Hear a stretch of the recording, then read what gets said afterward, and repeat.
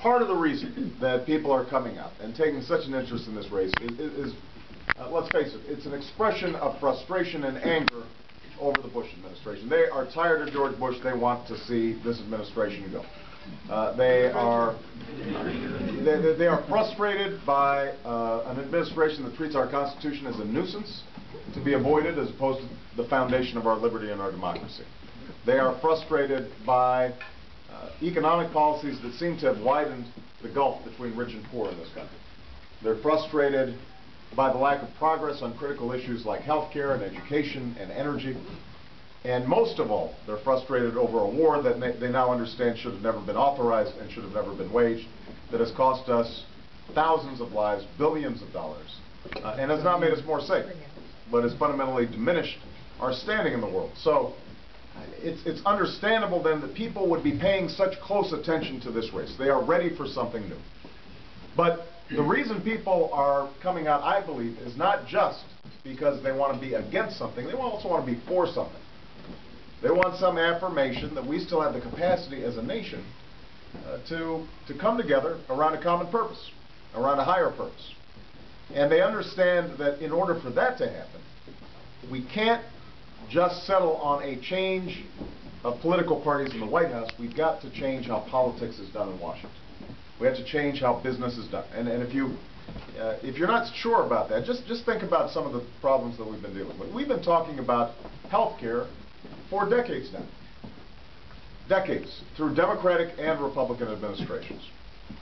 And yet, year after year after year, the only thing that changes is the ranks of the uninsured grow, people's premiums, co-payments, deductibles go up, we get less care for more money. Now, why is that? Well, part of it is because the insurance and the drug industry have spent $1 billion over the last 10 years preventing reform from happening. And so if we think that we can allow the lobbyists to continue to write our health care bills and yet get a different outcome, then we're fooling ourselves. We've got to change how politics is done.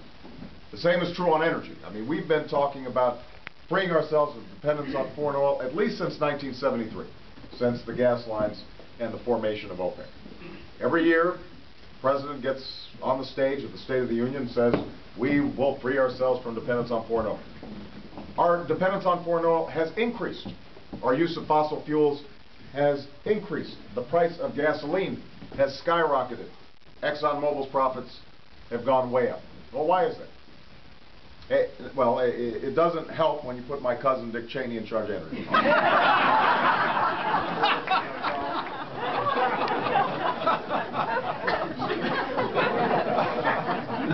They've tried to hide this for a long time. He met with the environmental groups once. He met with the renewable energy groups once. He met with the oil and gas companies 40 times. 40 times. So it's no surprise then that the energy laws were written with oil and gas in mind and not written with you in mind. That's what has to change. And that's the reason that I'm running for president, because I don't simply want Democrats to win. I want the American people to win, and that means that we've got to overhaul how our democracy is functioning. Now, sometimes it's easier to understand this when you get out of Washington. One of the best trips I've had since I started on this campaign was in Oakland. The Service Employees International Union, SEIU, had organized each presidential candidate to spend a day walking in the shoes of one of their members. And so I got up at 5 a.m. in the morning and I went to the home of a 61-year-old home care worker named Pauline Beck. And she was already up fixing breakfast for 2 foster children who don't have families of their own and that she's taken in. And then we went, after she fixed them breakfast and got them ready for school, we went to the home of a John Thornton, 86-year-old amputee. And that morning we did what she does every single day, which is help him out of bed, help him put on his prosthetic leg and get dressed, to, get the dirty sheets, do the laundry, fix breakfast, scrub the floors.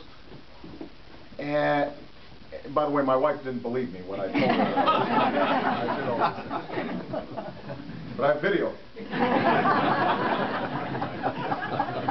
And you know, listening to this humble woman talk about the hardships of her life without a trace of self-pity, just glad to be of some service to somebody, but also just hoping that maybe she could get a little more pay to take care of those foster kids, hoping she could have a little more security in her retirement, hoping that she could get a day off once in a while to rest some tired feet.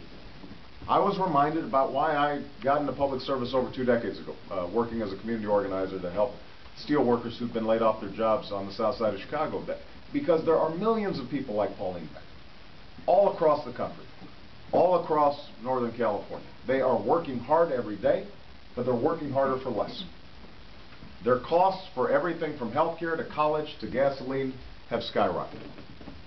They're finding it harder to save. They're finding it harder to retire. They're using credit cards to pay for groceries. They were taking out home equity loans to try to keep pace, but now, with the housing market in a fix that it's in, they're starting to find it more and more difficult. They feel a quiet desperation, and they don't feel as if anybody's listening to them. They don't feel as if Washington cares about them, and they don't expect that government can solve all their problems, but what they do hope is that they're able and willing to work, they should be able to find a job that pays a living wage. That they shouldn't be bankrupt when they get sick, that their kids should be able to get a good education and go to college and aspire to more than what they were able to achieve, and that they should be able to retire with some dignity and some respect. It's not a lot. And that's what they hope the next president will fight for, giving them an opportunity to do a little bit better than they're doing right now. And that's the reason I'm running for president. Because for too long, neither party feels like it's been listening carefully enough to those folks. I was invited to an anti-war rally. I was in the midst of a U.S. Senate campaign. And some of my advisors said, don't go to this anti-war rally. Bush is at 65% in the polls. If the war goes well, you could be throwing away your chance to be a U.S. Senator.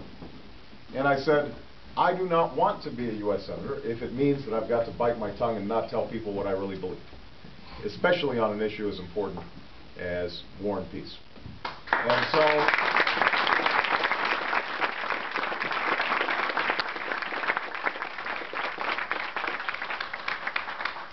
that's a quality that I think you need from the next president. Now, there's one other quality you need, and that is impatience.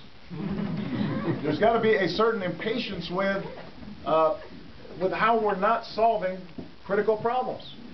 I want to stop talking about the outrage of 47 million people without health insurance and start doing something about it. I put forward a plan in this race that says everybody is going to have health care they can count on that is at least as good as the health care I have as a member of Congress. And we're going to lower premiums and put more money into prevention and use health IT and the management of the chronically ill to save money so that we're getting better quality for less money. And we're not going to do it 20 years from now or 10 years from now. We'll do it by the end of my first term as President of the United States. And this is something that I know something about because my mother died of cancer at 53 years old. And I remember in the last months of her life, she wasn't thinking about getting well. She was thinking about how to convince the insurance companies, because she had just gotten a new job, that this was not a pre-existing condition and she should actually get her medical bills paid. So I know what it's like to see a loved one suffer, not just because they're sick, but because of a broken healthcare system. And it's wrong. And that's why I intend to change it as president.